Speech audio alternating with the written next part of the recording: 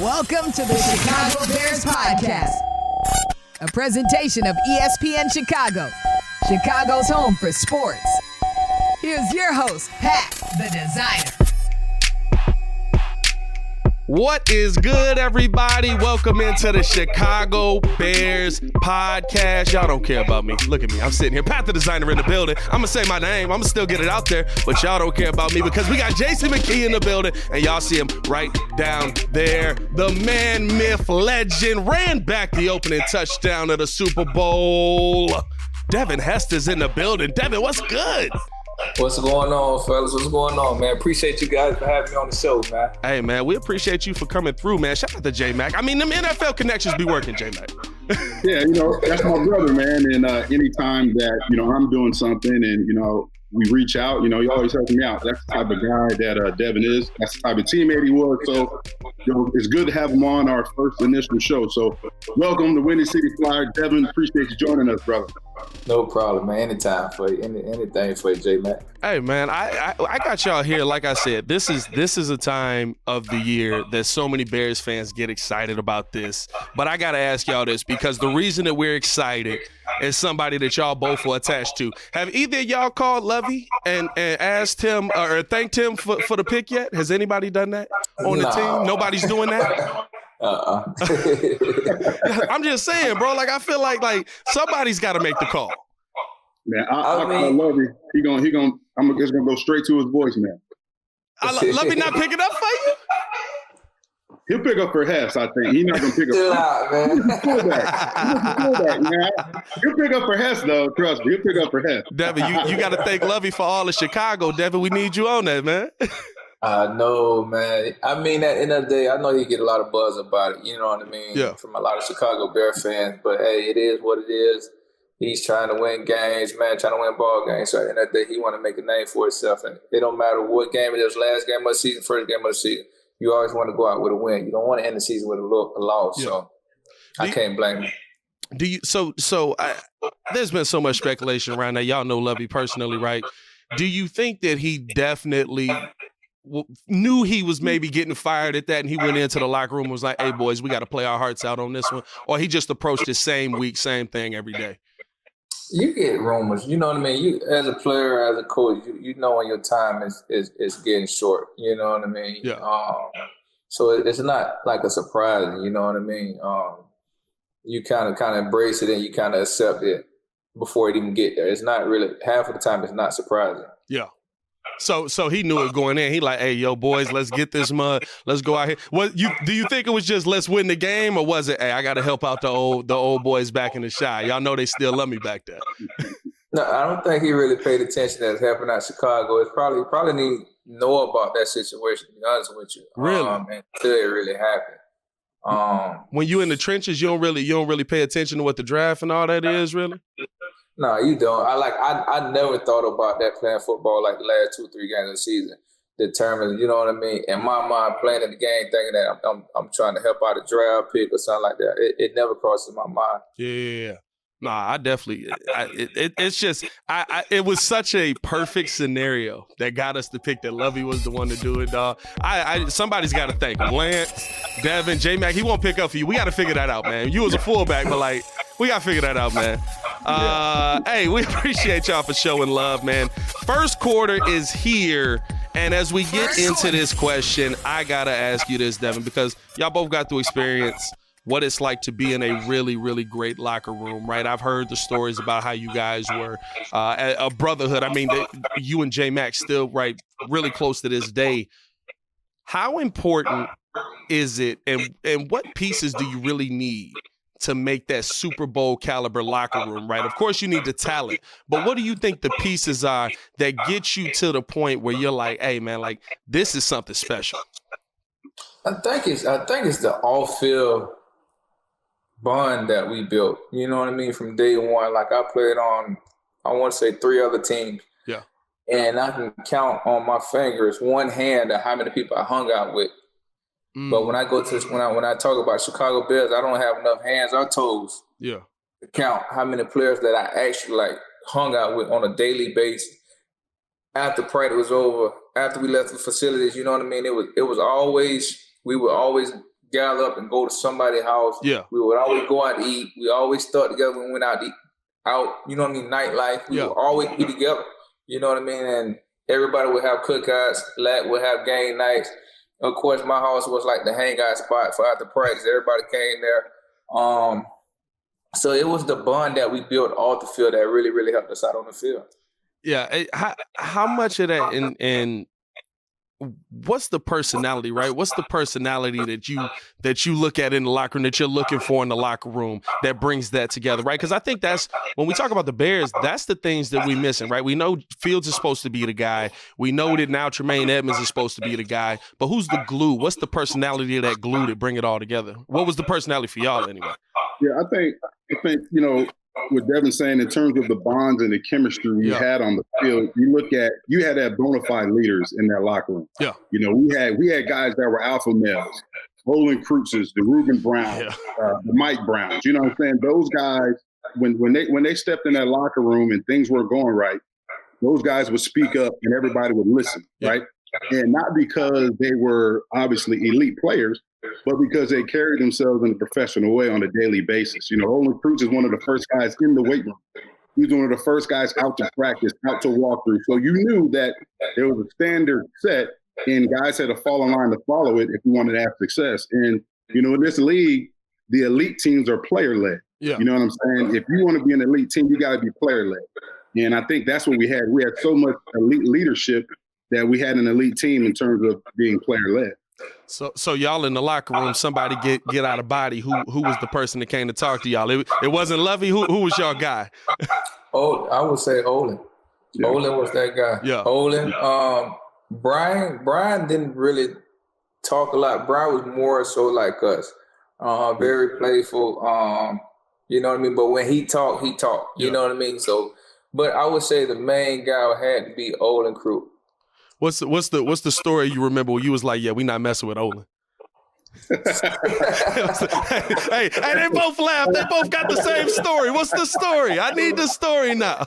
Well, you know what? Hey, I got a bunch, and I can tell them. I see them all the time. So, just so many, man. Olin, he's an intense guy. Most people they look at Olin and they hear things about Olin like, man, I'm not gonna mess with that guy. He's an intense guy, but Olin's just a passionate guy. He's a passionate teammate, but Olin's got a heart of gold. You know what I'm saying? He'll give you the shirt off his back. Yeah. But if you're not doing things the right way and you're doing something he doesn't like, well then you know what? He may go the other way with it. But he was definitely one of my favorite teammates. Obviously, he's like a big brother to me and Devin. And you see he's still prevalent in both our lives today. Y'all not gonna give me the story on who shook y'all? Like who got shook? Who got shook up? I got one. I give you one. Hey, let's go, D-Head. Let's go. I know, sometimes podcasts be made to spill the tea, man. Hey, J-Mac want to be political out here. I want the story. So we got one. I got one. It was an incident that happened in the training room. Yeah. And Olin, it was like, for a player coming in, you rather please Olin than your position coach. Yeah. Right? He just had that much power. Like, he controlled everything from the training room to the locker room to even the organization, I felt. And we had an incident. Olin got upset in the training room. And the head training guy, I'm not going to mention no name, but him and the training guy got into it. And he actually taped the training guy up and threw him in the cold tub. Yeah. And wouldn't get him out. Like, somebody had to come save him because he could have drowned. Hey, the funny thing is, though, like, you had coaches, and I'm not going to mention their names, saying, oh, we got to go get him out. And then I could call Olin saying, hey, you want to join him? Hey, and guess what? Them coaches ain't going there cold, so they ain't going there. Hey, but Olin was like that. If you ever watched the movie Friday, Evo, yeah. Like when Olin came in the cafeteria, or came in the locker room, and you wasn't like a proven player, you see players see Olin, they running out, they grabbing their lunch, they leaving. Like, you was running away from Olin. Hey, Olin was jacking chains, bro. He was jacking sandwiches. He was jacking. Olin was Debo. Yeah. He had a saying, right? The guys in our cafeteria. I'm glad Hess mentioned that lunchtime. It was funny because, you know, a lot of the rookies come in the lunchroom and they want to jump in line first, right? They jumping in line first before the vets, right? Yeah. Oh my God. Only coming there, and his statement was, "Eat according to your work." You ain't put in no work yet, you better get to the end of the line. Yeah, exactly. Bro, Exactly, that's so funny because it's just like it's so funny to hear like the intensity that he brought to that locker room was such a key, right? Like y'all sit here and talk about like that's a crazy story. I'm not gonna lie to you. Like your strength and conditioning coach must have been the dude that stepped up. It's crazy out here. But y'all talk about that with such fond memories, right? Like that's what I think this Bears team has to find. That's what this Bears team has to build, man, because every Super Bowl caliber team I hear about, they have those guys. It's the dude you don't mess with. It's the funny dude. It's the serious guy. It's the Hall of Famers. You know what I mean? Like how many of those guys realistically do you think can turn into that's on this team right now? The modern age now with football, man, it's so much social media and TikTok and Facebook. Like we wasn't into that type of stuff, man. So, and it's so different now, even from football to youth football world. You know what I mean? Everything is caught up in social media. Everything somebody do, they want to post it. They want to post that. Back in the days, it was more all about getting better in football and better in your team and trying to win a national championship. Nowadays, I don't even think players are more concerned about winning games rather than making themselves look good on TikTok. So it's so hard to compare nowadays compared to the days where we played back in the days. It's so different, man. It's interesting that you say that because we got a guy here that enjoys his time on TikTok. In our wide receiver room, what are your thoughts on the current Bears wide receiver room? How it's looking? How it's shaping up? Yeah, I think it's good. I think adding DJ Moore will bring an element of, competition. He's going to elevate the competition with the guys around him. I think especially those young guys like a Bayless Jones, some of the younger guys in that receiver room, him having so much success year in and year out as a pro, those guys are going to have to step up. And, some of the current guys that didn't play well last year that got here late, prime example, Chase Claypool, a guy who came in late, I felt like he, may not have grasped the system. I think that may have hindered some of his productivity last year, but look at what DJ Moore has done. He's going to bring a new element to this offense, but he's also going to elevate the play of the guys in that wide receiver room. So I'm excited about it. I feel like like you said, the competition level raised so high, right? We were hoping that Chase was going to come here and be our one. And now it's almost consistently talked about him being the two, but I don't know if Chase is going to expect the two. I think what does that battle bring out in a wide receiver room? What does that battle bring out, right? Like how much does that elevate your game? As a number two, you feel like you don't have so much pressure, to be honest with you. The number one guy, you feel like the weight is all on your shoulder. I feel like both of them guys have the potential. I feel like DJ has proven himself to be the number one. Yeah.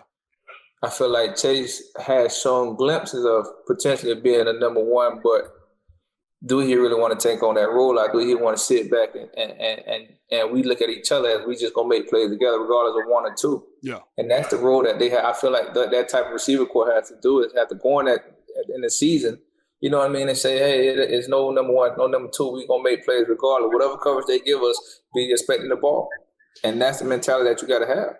Hey, let's hope that we got some dogs up in that mud, man. I know DJ Moore is a dog, but I want to see that elevated attack from this wide receiver room this year because I look at that, to me, right, as I come in personally into this season with more questions on guys catching the ball last season than Justin Fields making plays last season, throwing the ball. I feel like every game we saw a pass that could have been a potential touchdown passing-wise and not just Justin using his legs. I think, Pat, you got to look at it too, right? You look at, DJ Moore is the bona fide number one. Yeah. Chase Claypool is right now slotted to be the number two. I think Darnell Mooney, he's going to go back to his role of being in that slot. I think where he's well suited based upon his skill set. So look at Chase Claypool, right? He hears all the negativity surrounding him in Chicago right now. Yeah. Prayed for him. came in, didn't produce, didn't live up to expectations in his first year. And Hess knows as players, we're motivated. Obviously we have to produce in order to get paid. And, everybody, at the end of the day, this is a professional game. You're playing this game to get another contract. So, I know Chase is, he's working on his craft right now. He's got to come out and put his best foot forward and be productive if he wants to remain in the Bears uniform. But most importantly, if he wants to get paid. So I'm looking at him like, hey, he sees DJ Moore here. He hears all the praise about everybody praising DJ Moore, saying, hey, we finally got a receiver. We finally got somebody here that can produce. Darnell Mooney coming off an injury, he hears the same thing. Yes. He hears the same thing. DJ Moore, they're anointing DJ Moore. DJ Moore is great, but these two guys, not just these two guys, but Bayless Jones and all them other guys in their wide receiver room, they know it's competition. If you ain't producing, you ain't going to be in that room for a long time. So I think we're going to see an elevation in those guys play. It's gonna be an interesting season. I think it's gonna be a very fun season. Let's get into the second quarter here because we have to. I mean, listen, I can't have D. Hester in the building and not sit here and ask both of y'all, right? D. Hester, Jason, the draft is here. What was it like going through the draft process? I'm so intrigued by the process because the day, right, some people get their names called, some people don't. Sometimes you feel like you're going somewhere, you don't end up going there. What was y'all process like going through, right, combine, draft day, all of that? I mean, it was a process that can be overwhelming depending on how you take it. I can only kind of speak on my process going into the combine. My situation, I went in the combine unhealthy. You know what I mean? I had tweaked my hamstring like 2 weeks prior to the combine. And so me going into the combine, I felt like, and I'm pretty sure every team felt like they wanted to see me run the 40. Yeah. So I had so much pressure in that situation because I was planning on going to the combine, not running the 40, but participating in all the drills. And got to the podium the night before the 40 and announced it that I wasn't going to run it. Yeah. And immediately my agent blew up my phone up and said, listen, man, I know what we talked about, but you're going to have to run the 40. He said, man, listen, the scouts are complaining. They saying that we have guys that tweak hamstrings and pull hamstring, played in games, so we want to see you fight through it. So that whole process really, really was mind-boggling for me. And I actually ended up running in tennis shoes because they're like, listen, let's just see you go out there and give it what you got, and you got pro day in 2 weeks later. So hopefully if you don't run the time that you want, you got pro day coming up. And so that whole process was stressful for me. I was one of the players where I did good my sophomore year. Yeah. And didn't even play my junior year. And, you know what I mean, I'm not going to get on that story why I didn't play. But I still entered in the draft and ended up going in the second round. And, you know, the process of that went, I was called by Tennessee Titans. I don't know if everybody knows, but Tennessee called me with pick in the second round. And congratulated me, you're going to be a Tennessee Titan, blase, information, all flights, getting the flights and everything set up. And the last 5 seconds on the clock, they said, sorry, Devin, we got some bad news. We'll give you a call back. And they end up picking Lindell White. And so that process was kind of mind-boggling to me, man. And then I ended up sliding to the 57th pick with the Chicago Bears. And the rest was history, man. What's going through your mind? What's going through your mind when they give you the, hey, we giving you the bad news?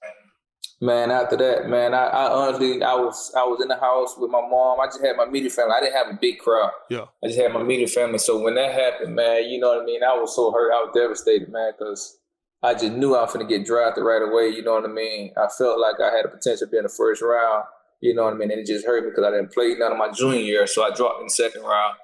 And then for Tennessee to call me the first call on the clock on the second round, and that happened, man, I was like, man, forget this, man. I don't care what. I don't even care about the draft no more. I ended up leaving. I walked out the house, went and sat at the park, was just sitting there, man, just frustrated, like, man, like, ain't nothing going right for me, man. And then eventually Chicago ended up calling me and picking me up.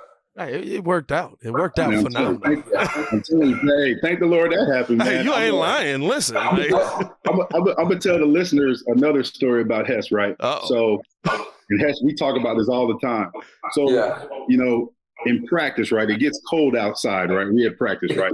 Now, mind you, Pat, we got a big old beautiful indoor facility called the Walter Payton Center, right? Yeah. Big old beautiful warm indoor facility, right? But Coach Smith, they ain't going outside. He's like, hey guys, we're staying outside. It's bare weather, guys. We're staying outside, big fella. So we're outside, right? Everybody's outside except for one person, Pat. D. Hess. D. Hess is in the Payton Center. He's catching kickoffs. He's catching punts, right? Yeah. So we're all like, you know, myself and you know, Thomas Jones, Adrian Peterson. You know, we're the jokesters in the locker room. And we're like, man, why is he in the indoor facility? We're freezing outside practicing, right?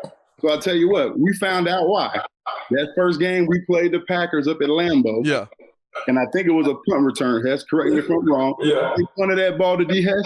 He took that thing back. I tapped T. Jones on the shoulder. I said, hey, that's why. I said, that's why he's in the indoor. That's why. After that, hey, Hess would come out. He'd be out there and stretch. Next thing you know, he's in the indoor catching punts when it was cold outside. Hey, I'm not mad at that. That's when you got that special ability, man. Hess that a special. I'm not gonna lie. And Hess, I ask you this: have you seen anybody when you watch your tape and they tape that cut like you did? Because when I rewatch your highlights every year. I'm not gonna lie. I haven't had a lot of happiness in my Bears fandom, so I rewatch you a lot.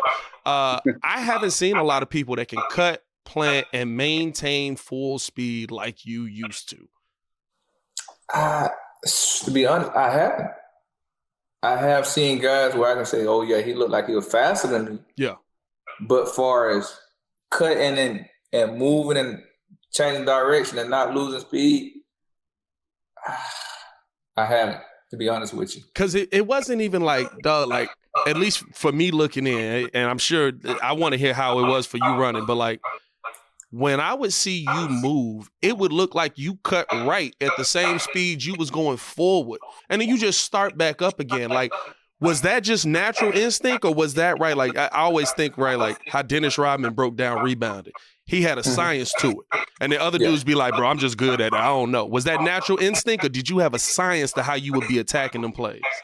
I think with the ability that I had, it was more of I would say science. Okay. I think I figured it out. I think I mastered it. Yeah. Like I say, it had a lot to do with ability. You know what I mean? And then it also had a lot to do with training and the way I train. You know what I mean? I always wanted to, when I made my move, I wanted to make it faster than I was actually running. Yeah. And so by doing that, I did it so much at a young age that it became so natural to the point where I didn't even think about it. It just was smooth and it just flowed. Man, it shows. I'll tell you that. It showed in your entire Bears career. I'll tell you that much. Another thing too, like, you know, with Hess, like a lot of people, you know, they look at his athleticism, you know, but his mental aptitude of the game, you know what I'm saying, in the return game, like, you know, I remember Hess would tell me, like, he's setting things up. Like, I remember I asked you one time, Devin, I don't know if you remember, we're in a hotel the night before game.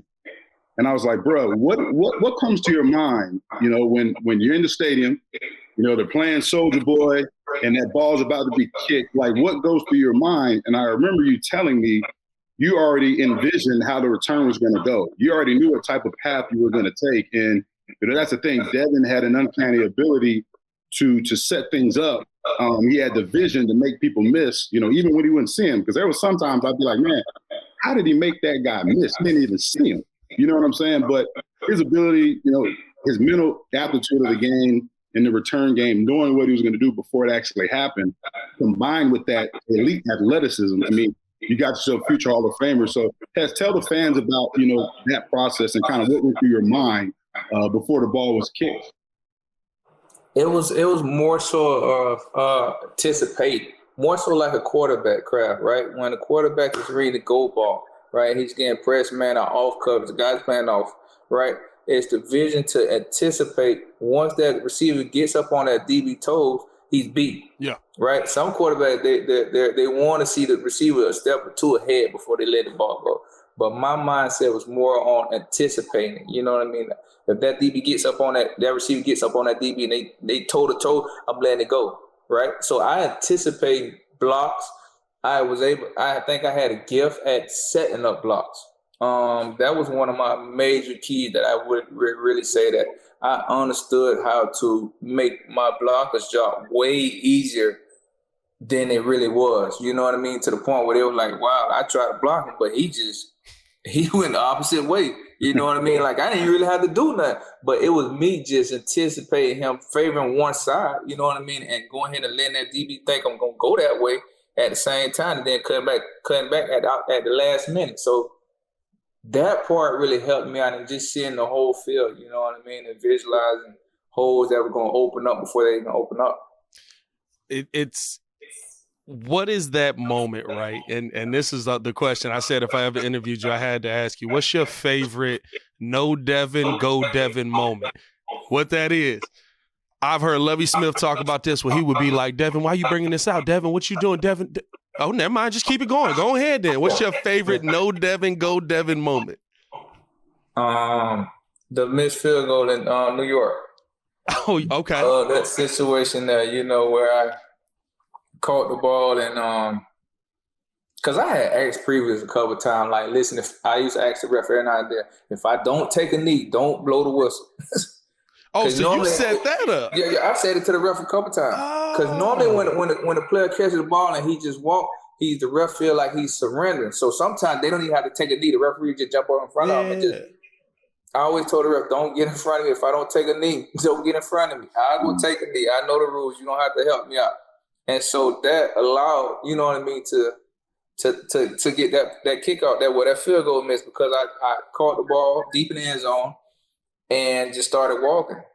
And I seen it happen before where it was on a fluke play where he just started walking and everybody just started walking on the field. I don't recall what player it was, but it happened before a while back.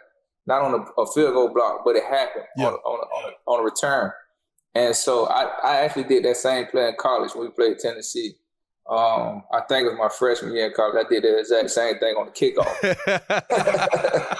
But I did it on the kickoff. They wasn't watching tape. That's all it was. They weren't familiar with your game, as Shaq would say. Yeah. So didn't matter. Me catching that field goal and taking them 2 steps, I can see the whole defense of the Giants just start charting off the field. Yeah. Going to their sideline. And I was like, they just don't know if I'm going to take this out. And I took it out, man. We're getting into the halftime here. We do want to let you guys know. First off, hit that like button, subscribe to the page if you haven't done so. Devin Hester's here. If you ain't done so, are you really a Bears fan? Come on now. And we want to make sure that you guys download the ESPN app, because now that is your place for all things Bears podcast. You can listen to the podcast live. You can click on the tile to take you straight to YouTube. Make sure that you get in tune with that. Devin, I got one more question before we get you up out of here, man. Draft is coming up on Thursday. What do you want to see the Chicago Bears do in the first round? What is your expectation? What are your thoughts on what this Bears team right now needs first? I would say we need a elusive player. I think the type of receivers that we have, they're big bodies, they're possession receivers. But we need that blazing receiver that's going to stretch the field, where you're going to get some reverses, you're going to get some bubbles, you're going to get some deep goals, you're going to get some pump and goal, slant and goal type receivers. We need somebody like that that's going to change the game. You don't think that's Valus, who we took last season? He has the ability to do it. Mm-hmm. But I think we need another one. We need somebody else. Return game wise. Bijan? You taking Bijan in the first? You a Bijan guy? Yeah, I like him. So is it worth it now that we picked up DJ Moore? DJ Moore. Yeah. I don't know, but do the fans want to see somebody like that again? Yeah. And so does Phil. I think yes. I think it would bring more excitement as far as Phil being out there with Moore. Yeah. and then you got somebody that got the capability of taking a slant to the distance. Like, when the last time we had a receiver take a slant to the distance? A 40, 50-yard slant? It's a good question. I'm really trying to think. I'm like, you? Like, I'm really trying to think now. I can't recall that. I mean, A-Rob, not really. No. Yeah. B. Marsh? You need somebody. You need somebody like, in the words of our former teammate Alex Brown, you need somebody that can take it 88 out the gate. You know what I'm saying? That's what we're looking for, like a difference maker. You know, and that's what, you know, a lot of the elite teams have. They do have difference makers. They do have guys that big play potential when that ball's in their hand. Yeah. But at the same time, they also have guys that can protect their quarterback. They also have guys that can get to the quarterback. You know what I'm saying? So I think at 9, there's going to be, you know, everything that you want that's available. You just got to, you know, in terms of, you know, what are they thinking? Are they drafting for need, or are they drafting for best player available? And we heard from Ian Cunningham yesterday. What did he say? First, second round, they're looking at the best player available regardless of need. Yeah. So, see, and I look, and you're absolutely right with that, J-Mac. But then I look at it as you look at Kansas City, right? And why Kansas City offense so good, right? Is their offense line really that good, or does Patrick Mahomes just keep the play alive a lot? And they got speed. I've asked that. Does Phil keep the play alive? Does Phil can make up some of the slack by keeping the play alive? Yeah. Now you need threats, right? I've asked that same question, right? Are we in a season where you got to kind of look at Justin Fields and say, hey, listen, I've watched Joe Burrow take a team to the Super Bowl and he have offensive tackles. I watched Pat Mahomes take a team to the Super Bowl and he have offensive tackles. Those are very important to keeping you upright. What are they doing that you can be doing? Are we in that season now? Because he does have DJ Moore is a nice weapon. Darnell Mooney was a 1,000-yard number 2. That's a good weapon to have. Hopefully he comes back from injury the same. Chase Claypool, I think he's a big body. Go up and get that guy that you need. I hope that he can be our number 2 competing with DJ Moore with that mentality of a number 1. But is this that season for Justin?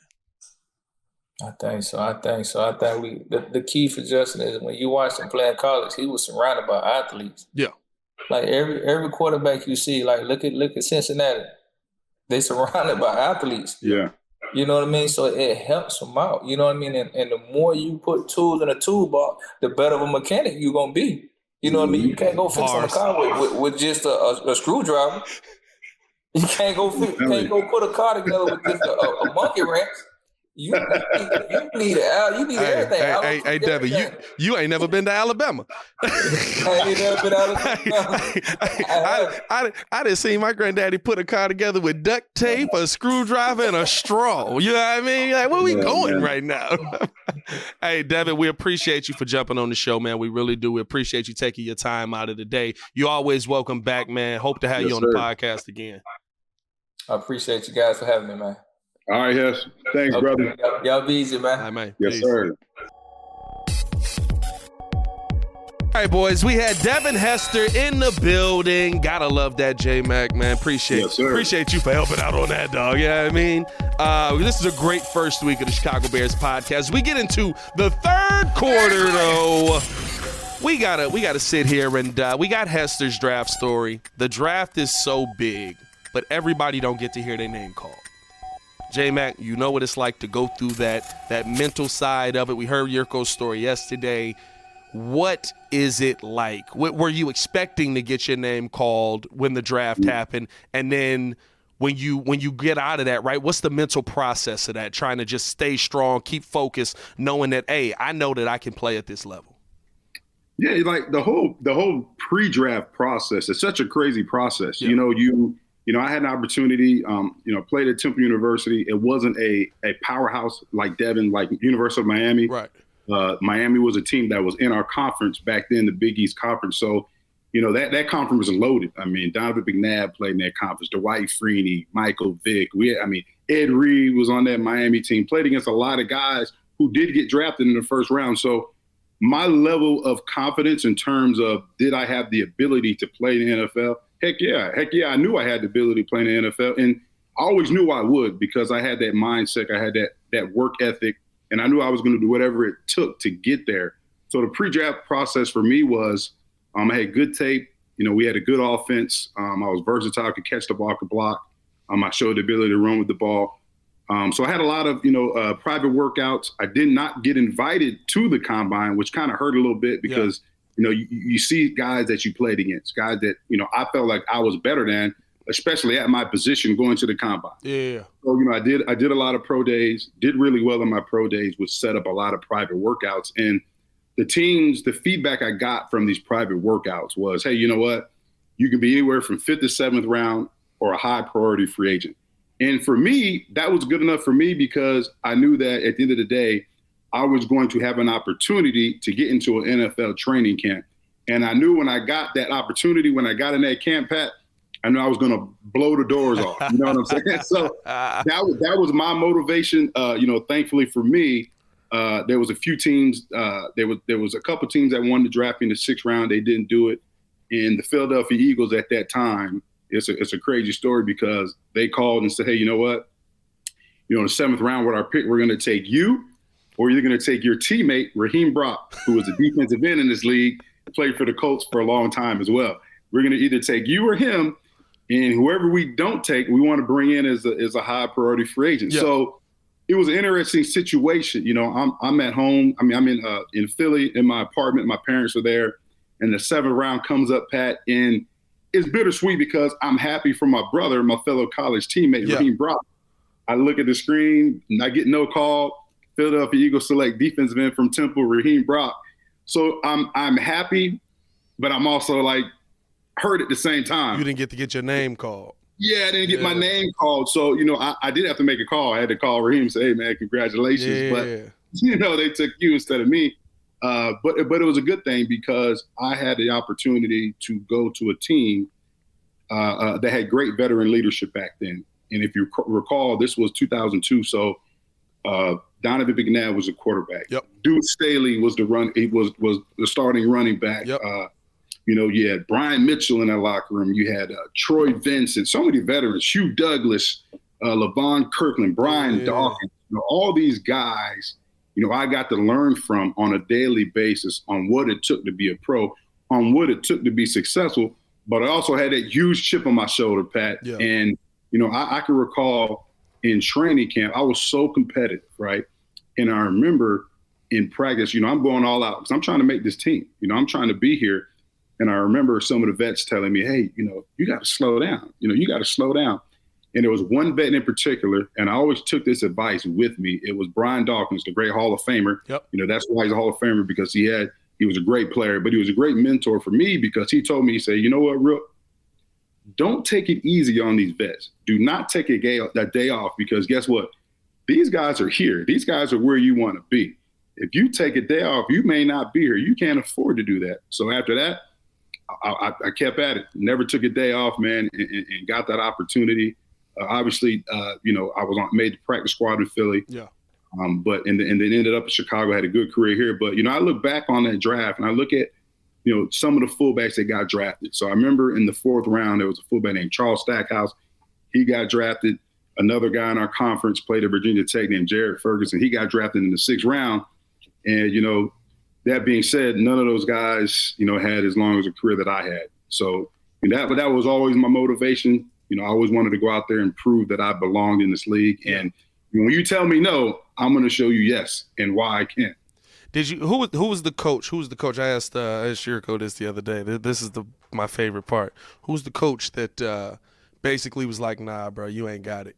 That you always remembered, and when you saw him again, you was like, yeah, remember I ain't got it? Remember I ain't got it? Yeah, you know what? That's funny you asked me that because I tell my kids up at the school, up at a Carmel Catholic High School. Humble plug. Let's do it. So I tell my kids, right, and I'm not going to mention the coach's name, but it was one of my college coaches, right, Pat? And it hurt me to the core because, I came to Temple, obviously when you're being recruited, these coaches love you up. They're going to do anything they can to get you in their program. I was a 2-time team captain. So I always, displayed leadership, displayed work ethic, displayed the culture that they were instilling in our program on a daily basis. And, blood, sweat, and tears for this program. And I can recall being in our weight room, right, working out. It's late at night, and I'm working out. I always worked out. Yep. I try to outwork my competition. I'm working out, and the coach came down, And he says, "Hey, McKee, how you doing? He says, "What are you doing?" And I said, "Well, Coach, I'm continuing to train, getting extra work in, for a pro day." And he's like, "Well, you know what? Less than 1% of you were a good player here, but less than 1% of the guys that play college football will make it to the pros." And Pat, I'll tell you, that stung me. Killer out here, Jesus. Pat, that stung me to the core, bro. But at the same time, that just added more fuel to that fire. Yeah. So, long story short, after my first year in the league, I come back to Temple. I'm working out in the weight room. Same coach, not mentioning any names, comes up to me, Pat, and he says, "Oh, McKee," pat me on the back. "Great job, man. Great job. I'm so proud of you. Can Coach get a hat?" And you know what I said, Pat? "Well, you know what, Coach? Less than 1% of the coaches in college will have the ability to earn an NFL hat." So I say this for all of you young kids out there, all you high school kids that have aspirations and dreams of going on to play in the NFL or whatever your dream is. Yeah. People say don't listen to the naysayers. I say listen to them, because when you listen to them, that's going to add another log to that fire, right? To that bonfire that you should have burning within inside of you. So all you guys out there, all you young kids listening, I'm living proof. I got to live my dream. Yeah. You can do anything you want, but listen to the naysayers and go out there and prove them wrong. That's my message of the day for the young guy. It's a lot of dudes that was tweeting me congratulations when I got these letters behind me, and they was not rocking with the show in the beginning. Yeah, I mean, that's all I'm saying. That's all I'm saying. They wasn't looking at the breeze like, "Oh, Pat really got a future in this." Hey, I'm here now. Yeah. Hey, man, we appreciate y'all for showing love. If you haven't done so, like we say, hit that like button. Let's get into the fourth quarter, Jason, because listen. Fourth quarter. This is a big day coming up. Draft day. I think that we have a chance right now to build the foundation for our entire future. Like the entire future with Justin Fields, I should say, right? Not the entire future. But setting this regime up for a standard of excellence like we had when we had Brian Urlacher, Devin Hester, right? Like the Lance Briggs, the big dogs, right? Like when we had those guys. Where's your confidence level on this regime going into draft day? Where do you feel, right? Are you I know Poles is going to make the right pick, or is it, kind of like when we had Pace, like, come on, bro, don't do it again. Don't do it again. Well, you know what? I mean, obviously, as a former player and a Bears fan, my confidence has to be in the current regime, Pat. Yeah. You have to trust in the process and what their process is, their evaluations. You got to make sure that everybody has done their job to the best of their ability. They've checked every box. They've, went through and went back and checked all the background of all these prospects. And they're trying, obviously, to find the right fit, in terms of scheme-wise. It's the right fit in this locker room. Does this player embody the culture that we're instilling here at Hallis Hall? But at the end of the day, and let's be realistic, and I've said it before, I'll say it again. The NFL draft, regardless of what grades these players have, right, regardless of how many evaluations have taken place, it's still a crapshoot for every player, Pat. Yeah. It's a crapshoot for every single player, right? Because you can sit there and say, that guy's a future Hall of Famer, right? This guy's a future Pro Bowler. This guy is going to be a pillar of that organization for the next 10 years. But what you cannot determine in terms of the evaluation process is, all right, how does that person's mindset, how does that person's character, how does that person's personality change based upon when he gets his contract? Yeah. When you have a kid who may come from a bad economic background, who's never had money, who didn't have the NIL valuation that some of these other players have coming out of college, and he's a high draft pick. He gets his signing bonus. Now, does the work ethic remain the same? Yeah. Is that hunger still there? Is that fire burning inside of him to go out there, right, and to be great, to take that next step, to be great in the league and not just be great in terms of the draft process or in college? Those are things that you can't measure throughout the combine, throughout these interviews, because, hey, in an interview, we can sit here and I can sell you anything, right? I can say, you know what, Coach? I'm the first one in. I'm the last one out. All I do is work.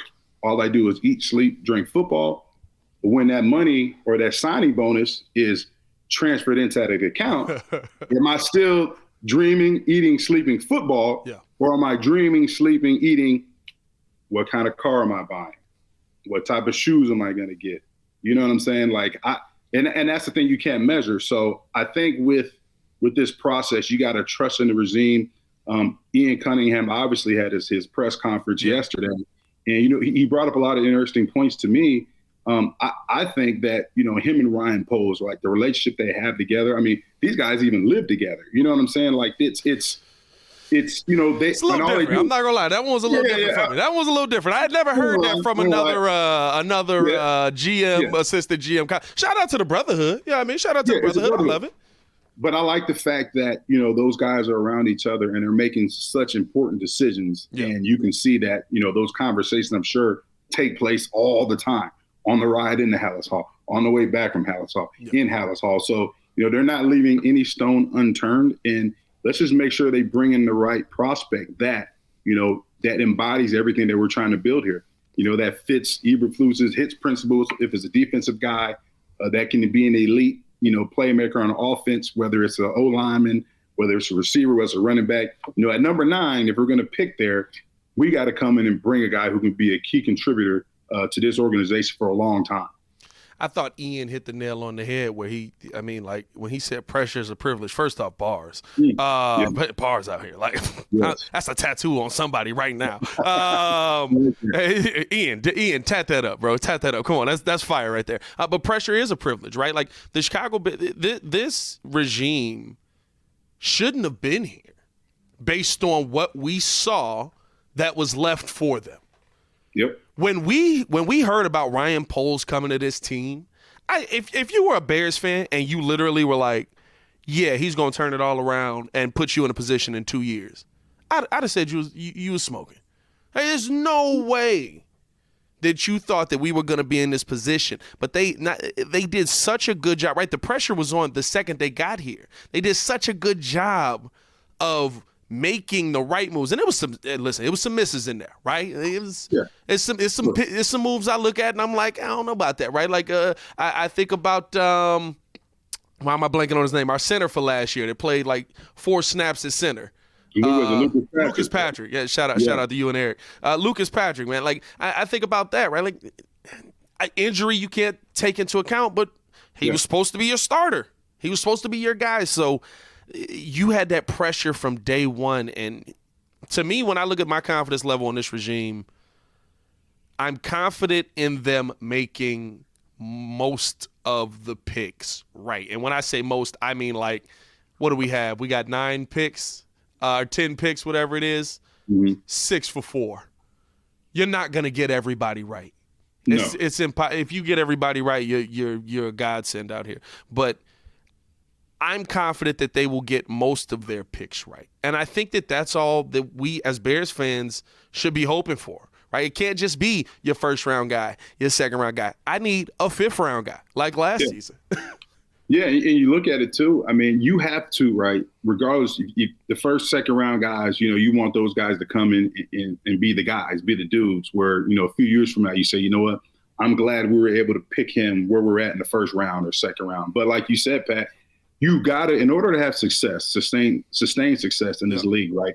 You've got to hit on those late round picks. You got to hit on those free agents. Yes. I mean, Chris Harris was one of our safeties for a long time, 6th-round draft pick. You know what I'm saying? You got to have guys that you do your homework on that, you may draft late and they come in and they be key contributors and key starters, for a long time in this league. So, I like the fact that this regime and Ryan Poles is sticking to his process. He's sticking to what he believes in, right? We talked about this before. There's a lot of, obviously, Chicago's a huge market in terms of media. We're doing media right now. And, I just don't want the GM to be persuaded to do something that's not within his process because of what the media is saying, what everybody's saying. You've got to stick to your plan. You've got to stick to the plan that you and your whole scouting department, that you guys, all the homework you've been doing leading up to this moment, you got to stick to your plan and pick the guy who you feel from day one is your guy. You know what I'm saying? And I think that's what Ryan Poles has. I think that's what Ian Cunningham, brings to the table. Them two guys working together. I think he's going to take the people in this draft that he feels is the best fit, regardless of what we think, the outsiders think here in Chicago. He's going to pick who he feels that can help this organization in the long run for a long time.